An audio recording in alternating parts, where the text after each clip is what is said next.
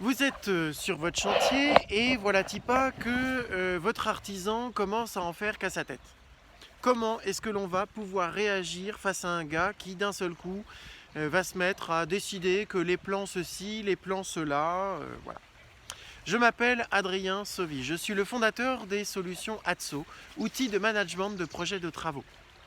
Architecte et inscrit au tableau depuis 2008, je suis là pour t'accompagner à devenir un véritable maître d'œuvre, architecte maître d'œuvre. Je suis là pour que ton architecture s'exprime pleinement et que tu en tires toute la satisfaction que tu mérites. Alors avant d'aller plus loin, sous la vidéo, vous avez le bordereau ATSO, un outil pour gérer les chantiers que j'ai mis, pour lequel j'ai mis à peu près une centaine de chantiers avant d'arriver à quelque chose de potable.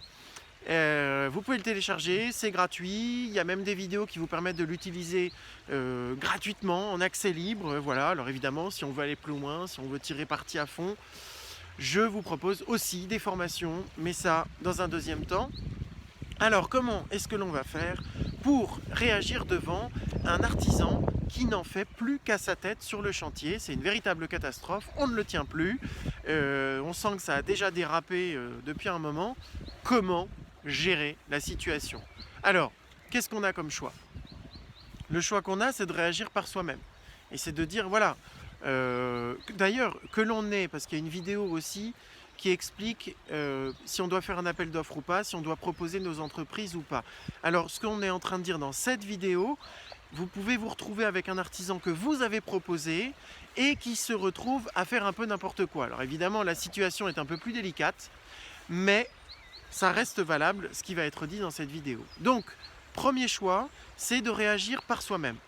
C'est-à-dire de tout tenter en direct avec l'entreprise pour faire en sorte, pour lui faire entendre raison. C'est risqué, parce que ça peut partir au clash, et quelque part, c'est même pas quelque part, c'est que la réalité de la réalité, c'est que l'artisan, il a signé avec le client.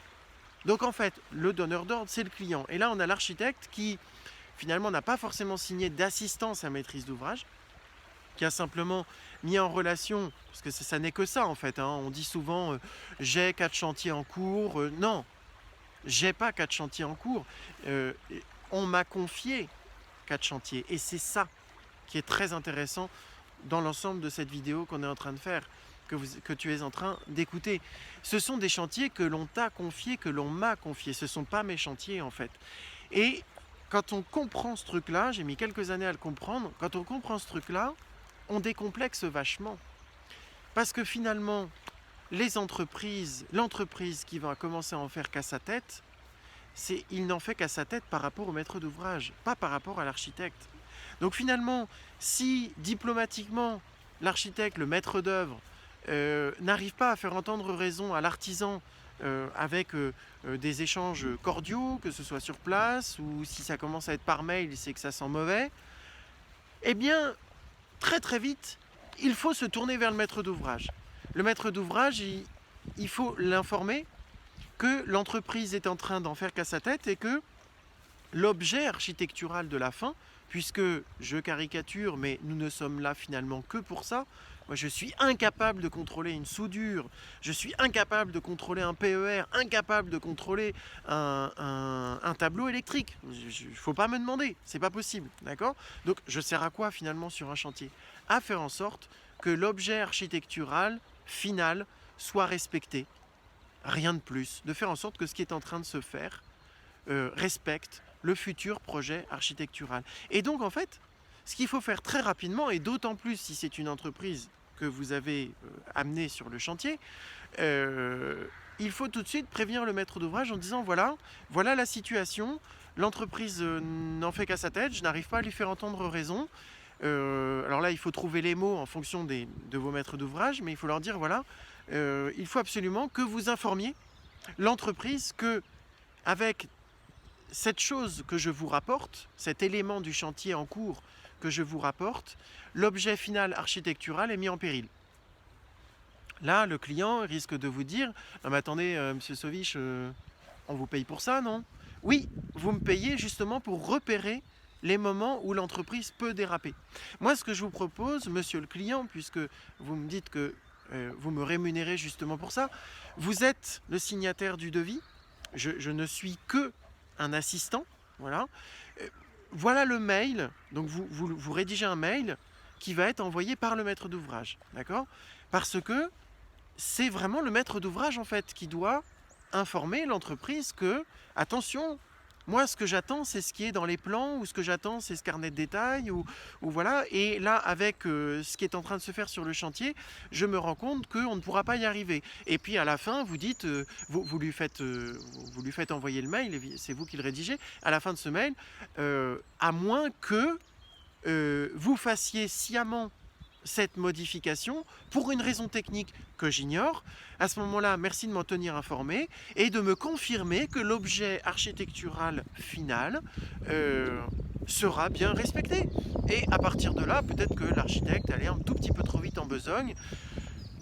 Malheureusement, je pense que si vous en êtes là, c'est qu'il y a vraiment un sujet.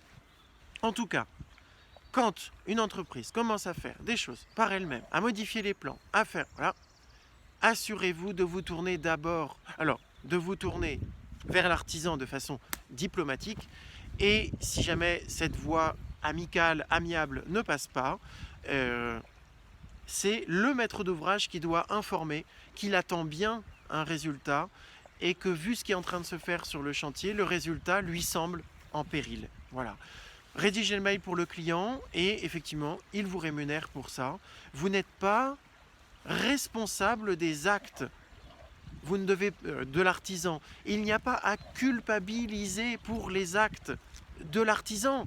L'artisan, il est adulte. S'il a décidé de faire n'importe quoi, c'est lui qui l'a décidé. Vous n'en êtes absolument pas responsable.